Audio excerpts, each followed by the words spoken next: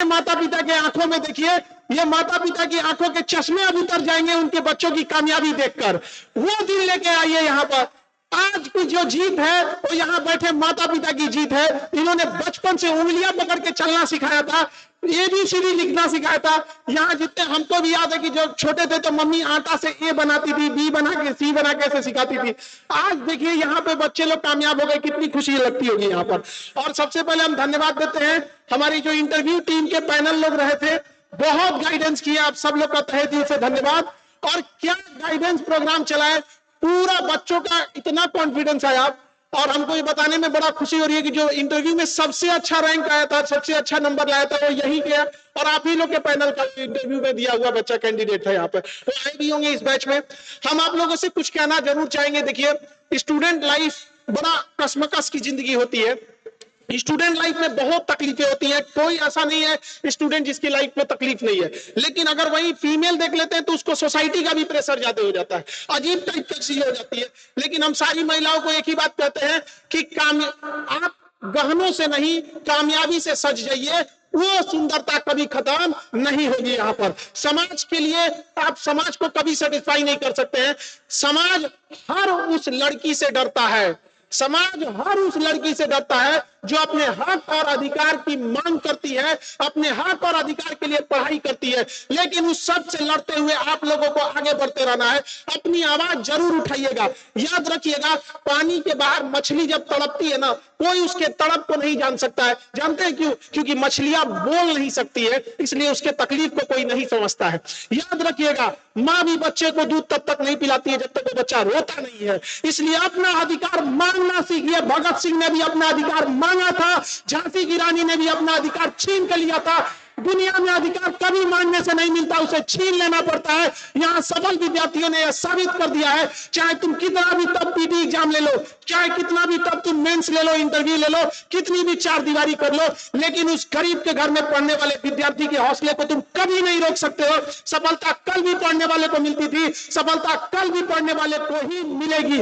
इसलिए अपना जी जान लगा के झोंक दीजिए। और याद रखिएगा, खाली हाथ गांव लौटने से ज्यादा खतरनाक और कुछ भी नहीं हो सकता है। आपके माता पिता क्या मुंह दिखाएंगे समाज को, लेकिन यहाँ जो माता पिता बैठे हैं उनके दिल से पूछिए आज कितना गर्व महसूस होता होगा। उनका बेटा, उनकी बेटी आज कामयाबी लेकर इतनी अच्छे मुकाम पर लेके आए हैं। याद रखिएगा, माता पिता आपको पटना भेजे हैं, लेकिन आपकी कामयाबी आपके माता पिता को पटना लेकर आएगी इस स्टेज तक। क्या अपने माता पिता को वो दिन दिखाना चाहते हैं कि नहीं दिखाना चाहते? आप लोग दिखाना चाहते हैं कि नहीं? तो आप जी जान लगा के अपने आप को झोंक दीजिएगा। क्योंकि हम जिस समाज में रह रहे हैं, इस समाज के लोग को जो भावनाएं जो होती हैं, इस समाज में लोग जो खून खोलता है वो केवल धार्मिक मामलों पे खून खोलता है। कोई आपके गरीबी पे किसी का खून नहीं खोलेगा, बेरोजगारी पे किसी का खून नहीं खोलेगा, जो अशिक्षा फैली है इस पे खून नहीं खोलेगा। इसलिए समाज, याद रखिएगा, आपके संघर्ष में आपको अकेला छोड़ देगा। लेकिन जब कामयाब होइएगा ना, तो गूंगे भी बोल पड़ेंगे, दुश्मन भी बोल पड़ेगा। क्या बोलेगा? बचपने से पता था कि बहुत पढ़ने में तेज है, अरे तेरा। और अगर आप खाली हाथ लौटे तो याद रखिएगा, गूंगे भी बोल पड़ेंगे कि कौन सी आता था। तो उनको मौका देना है, कोई मौका नहीं देना है। जैसे ये लोग आज यहाँ हैं, कामयाब होकर आए हैं, अगले दिन आप लोग भी यहाँ कामयाब होकर आएंगे कि नहीं आएंगे? याद रखिएगा, आपका बचपना अगर गरीबी में बीता तो इसके लिए कोई गुनहगार, आप गुनहगार नहीं है। लेकिन अगर आपके माता पिता का बुढ़ापा गरीबी में बीत गया तो इसके लिए केवल आप जिम्मेदार हैं। याद रखिए, भले माता पिता आपको महंगे खिलौने की दुकान पे नहीं ले गए हो, लेकिन बुढ़ापे में माता पिता को सबसे महंगी दुकान पे लेके जाना है और कहना है माता पिता जो लेना है ले लीजिए, कोई प्राइस टैग की मतलब नहीं है, कितने का प्राइस है उससे मतलब नहीं है। तो आपको ये चीजें कैसे मिल सकती हैं? केवल और केवल एक ही रास्ता है आपके पास। वो रास्ता क्या है? शिक्षा। वरना सोसाइटी के भरोसे मत रहिएगा। गरीब इंसान के पास भले अच्छे कपड़े हो ना हो, लेकिन एक बेजुबान पुतला जो कपड़े की दुकान पे बाहर टंगा होता है, वो एक गरीब से बेहतर कपड़ा पहन के खड़ा होता है। जिसके अंदर जान है उसको ना कोई कपड़े को पूछ रहा है, ना खाने पीने को पूछ रहा है, और जो बेजान है उसको सजा के टांगा हुआ है। ये है समाज हम लोग का। हम उस समाज में रह रहे हैं जहां वेद पढ़ने को तो बहुत मिलेंगे, वेद पढ़ लेते हैं हम लोग, लेकिन किसी की वेदना नहीं पढ़ पाते हैं कि क्या तकलीफ है उसकी। और इस वेदना का शिकार कौन होता है? आप लोग, बच्चे लोग। यहां जो सफल कैंडिडेट हैं, अपने दिल पे हाथ रख के पूछेगा कितनी तकलीफ झेल के आप यहां पहुंचे। स्टूडेंट की जेब खाली होती है, स्टूडेंट का जेब हमेशा खाली रहता है। क्या भरा होता है? तो उसकी आंखें भरी होती हैं, कभी उस सपनों से कि मुझे माँ बाप की गरीबी दूर करना है, समाज का नाम रोशन करना है, उन सपनों से आंखें भरी होती है। और कभी सिस्टम के कारण टूटे हुए उन सपनों से, आंसुओं से उसकी आंखें भरी होती है। एक स्टूडेंट का तकलीफ समझने वाला कोई नहीं है यहां पर। कोई समझ सकता है तो केवल आप, और आप अपने आप को झोंक दीजिए उस समाज को दिखाने के लिए कि हम हर चीज कर सकते हैं। जब छीनी हथौड़ी से कोई पत्थर पहाड़ तोड़ सकता है तो आप एग्जाम नहीं तोड़ सकते हैं क्या? अपने आप को कभी भी कमजोर मत समझिएगा। हर एक स्टूडेंट को कहते हैं, कभी भी स्टूडेंट को अपने को कमजोर नहीं समझना चाहिए। मेहनत पर भरोसा इतना रखिए जिसका कोई हद नहीं। लेकिन आपकी सालों की मेहनत को कोई बस 2 घंटे की परीक्षा में जब जज करने लगता है, और उस परीक्षा को भी जब कभी लीक कर दिया जाता है, कभी एग्जाम पोस्टपोन हो जाता है, तो ये बहुत दुख होता है। अभी 2 मंथ एग्जाम आप लोग का जो अभी जो एग्जाम था 26 जुलाई को, वो पोस्टपोन होकर बढ़ गया। देखिए, इतनी तकलीफ की बात है कि जैसे एग्जाम डेट बढ़ा है ना, बच्चे लापरवाह हो गए। जिस रफ्तार से पढ़ रहे थे ना, उसमें उनमें क्या आ गई है? कमी आ गई है। वही आप समझो, आपका कंपटीशन कितने लोगों से है? एक एग्जाम से ही है, और इसमें जितने सेलेक्टेड कैंडिडेट है ना, ये सब फिर फॉर्म भर देते हैं। इसमें से ज्यादातर फॉर्म भर देते हैं। फिर क्या तो किसी को रैंक सुधारना है, किसी को दोबारा एग्जाम देना है। जो सेलेक्ट हो गया उसको पता चल गया ना, तो आपको हर तरह से लड़ाई लड़नी है। समझ में आ रहा है कि नहीं आ रहा है? तो स्टूडेंट लाइफ में संघर्ष की कहानी होती है। सबका स्टूडेंट लाइफ संघर्ष से भरा होता है, लेकिन अंततः जीत भी किसे मिलती है? स्टूडेंट को ही मिलती है। इसलिए कभी अपने आप को कमजोर मत समझिएगा। बस स्टूडेंट से एक बात जरूर कहेंगे, देखिए, अपने आप को मेहनत में फ्राई कीजिए। जैसे तेल में फ्राई होता है ना, तो अपने आप को मेहनत में फ्राई कीजिए। और अगर हार जाए तो एक बार फिर से ट्राई कीजिए।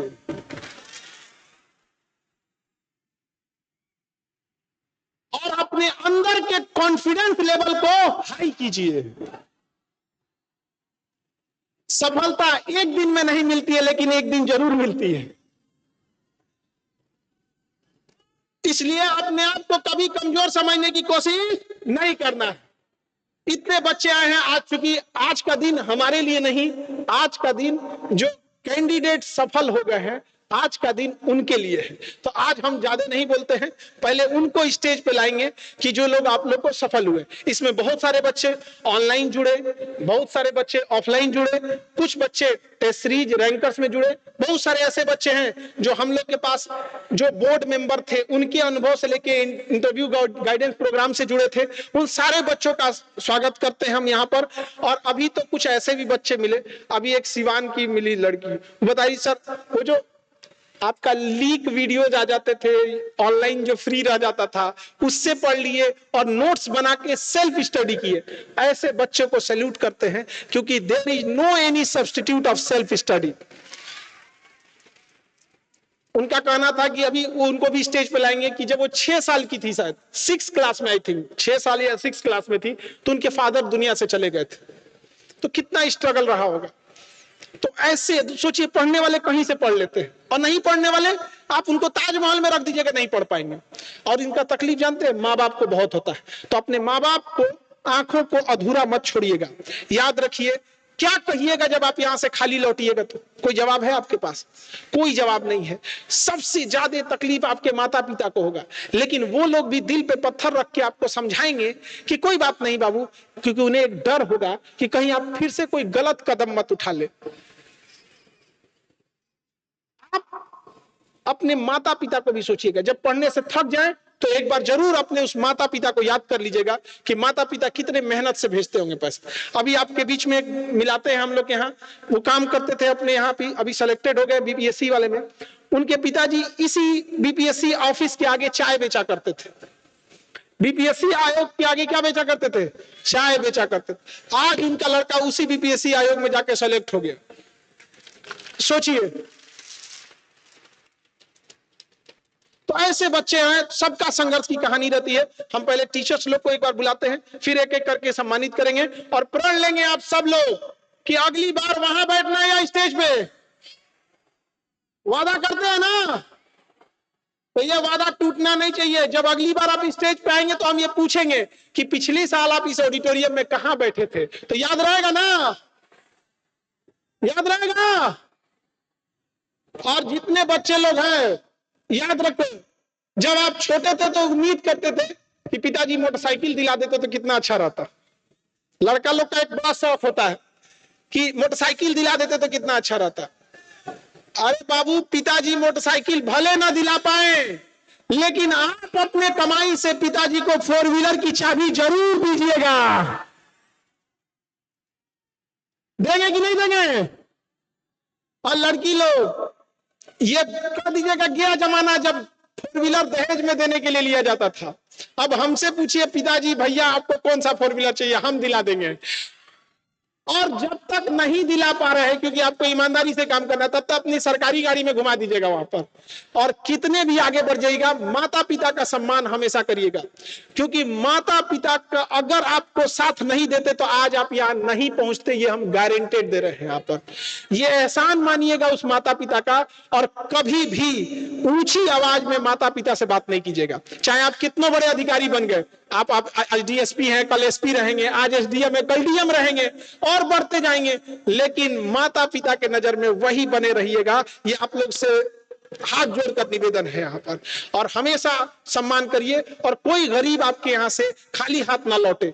और याद रखिएगा मेरी एक बातों को कि माधव मतलब ईश्वर, भगवान, अल्लाह, ऊपर वाला। तो माधव के बारे में कहा जाता है कि मानव सेवा ही माधव सेवा है। मानव की सेवा करेंगे तो माधव की सेवा अपने से हो जाएगा। पता नहीं किस रूप में आकर नारायण मिल जाएगा।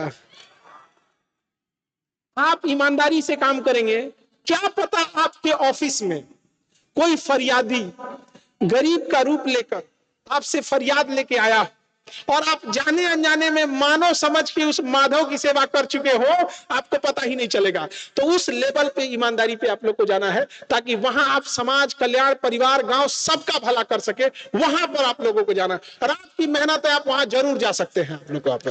तो हम एक बार आप लोग को टीचर से मिलाते हैं, उसके बाद सिलेक्टेड कैंडिडेट लोग से।